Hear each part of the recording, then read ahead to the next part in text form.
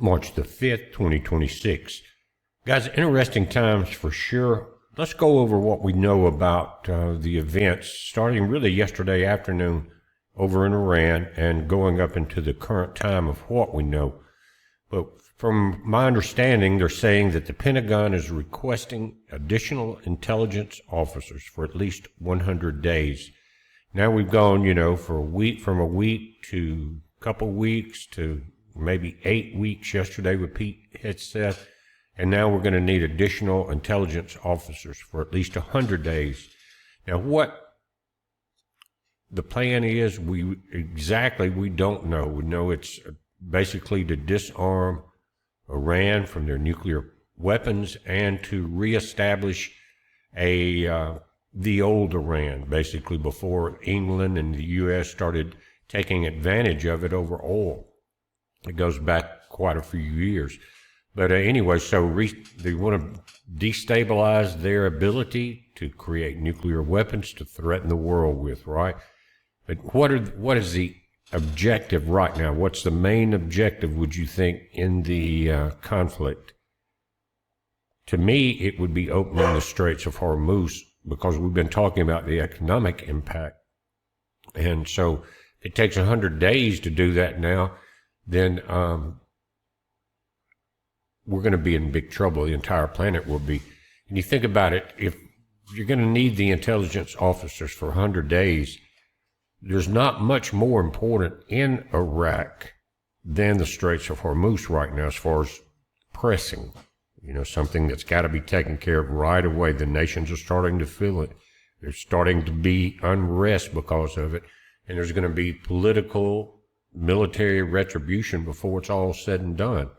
Again, 100 days is too long, and what would they need intelligence officers for that long if they were about to quickly open the straits back up, guys? I don't know. But what we're finding out, Israel got pummeled last night, big time, and it looks like Iran was saving their big artillery. They weren't going to use it right at first. Probably a few rockets, some that took out some major facilities. But their main barrage started coming in last night. And these were huge rockets. They were much bigger than the Iron Dome interceptors. And it looks like they were just blasting through them. And I'm talking about dozens of these things came in the middle of the night. And I could count maybe one or two out of this whole group that were shot down. The rest they hit their targets in Jerusalem and Israel. But again, they are talking about this thing could go through September. And people are saying that, the response looked improvised, things like that. They came in there, they thought it would be in and out quick, or we were told it would be an in and out quick operation. But it's bogging down, and again, it's, I think, underestimating the enemy as far as the Iranian guards, because when they took out the nuclear field there, guys, a couple months back, it was in and out. There was no ground troops involved, and they thought they had done the damage. Well, they come to find out that they were still trying to, make nuclear weapons, things like that. And so at the behest of Israel and other nations in the area that wanted to kind of free up that choke point, that had been continuously threatening the entire planet for many years, the Straits of Hormuz, they want to free that up, bring Iran back into the original Iranian state and let the people prosper there and have a peaceful nation. Just think how prosperous that area could be. But people are running out of oil and things are getting very critical. I do have a couple of videos we're going to show of that rocket attack last night, and I'm going to show you those. There's just maybe a minute and a half of images, but again, they speak very loudly. And you'll notice as I play those, the larger size of the incoming compared to the Iron Dome rockets. And that has changed because we've seen it year after year. The missiles going up, knocking out rockets and things. These things are blowing through them. One even slightly curved, and the rocket missed it from Iron Dome, and it made a direct impact. But again, I was counting in the main barrage, and The camera panned a little bit, but I only saw one confirmed knockdown by the Iron Dome out of maybe a dozen or 2 dozen incoming in a large group of large rockets. And so we don't know about the damage. One thing that was happening yesterday, and I almost did a report on it, was, again, going to mainstream media, there were reports in the lamestream that the Kurds who were on the northern Iranian and Iraqi border are basically loyal to the original Iranian state. And reports were that our military and intelligence and Israel's were trying to gather the Kurdish military, which they have pretty good capabilities, and the Kurds there represent about half the population of Iran anyway, but they've been pushed north up along the border of Iraq. Anyway, yesterday the Times was reporting that, again, CIA, U.S., and Israel were pushing these groups to come into Iran from the north, destabilize it there, and we would provide cover. The story even went on to say that the U.S. and Israel had started softening up that border section of northern Iran. Well, it's northwestern Iran. It goes a little further north than Iraq, but right there in that corner.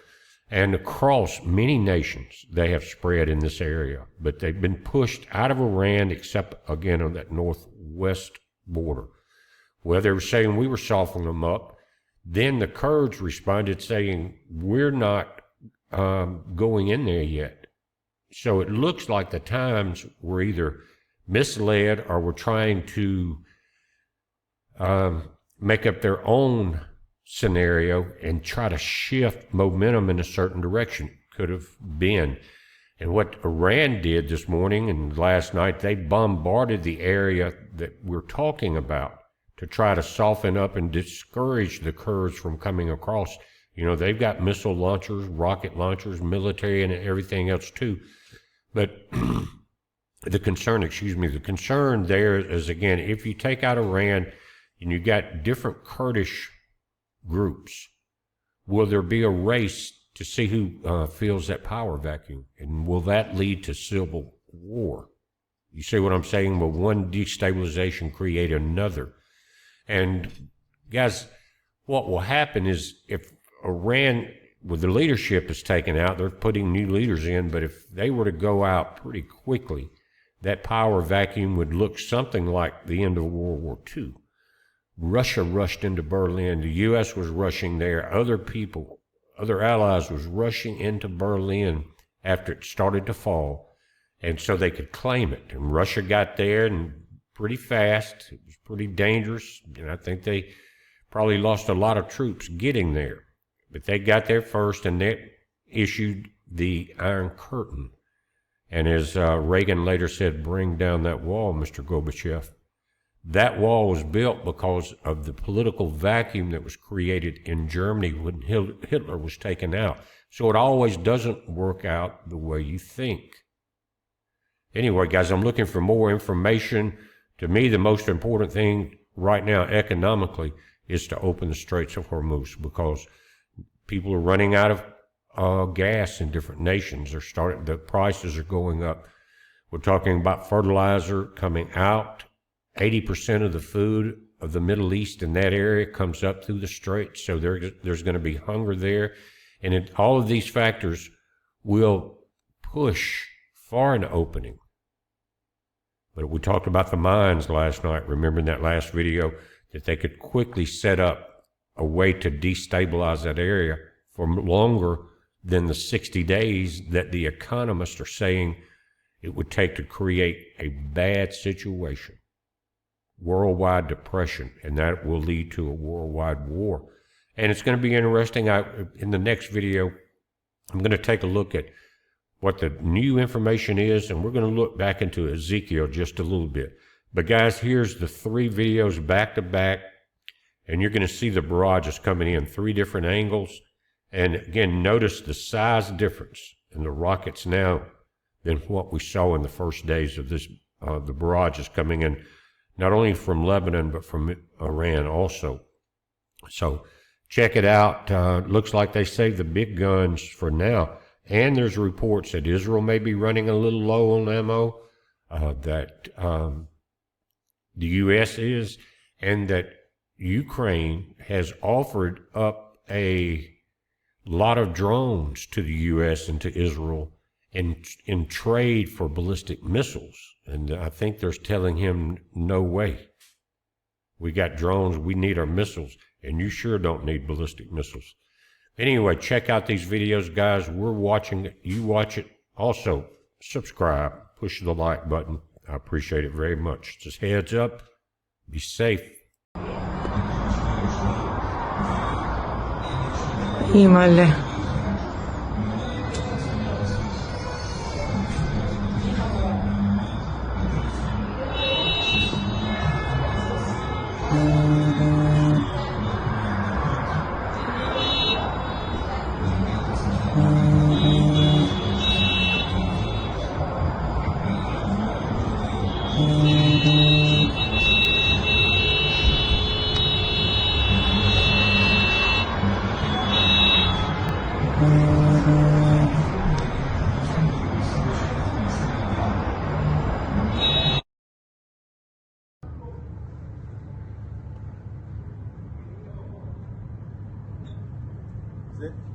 זה כיפות ברזל לעבר שברים.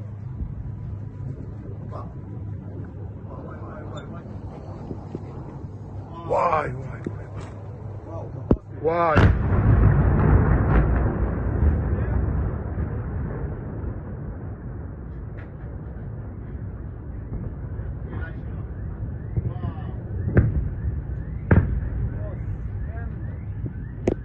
איזה תפיסה יש לי, חבל לך על הזמן. עשת את זה? בטח, מטורף. אני תפסתי.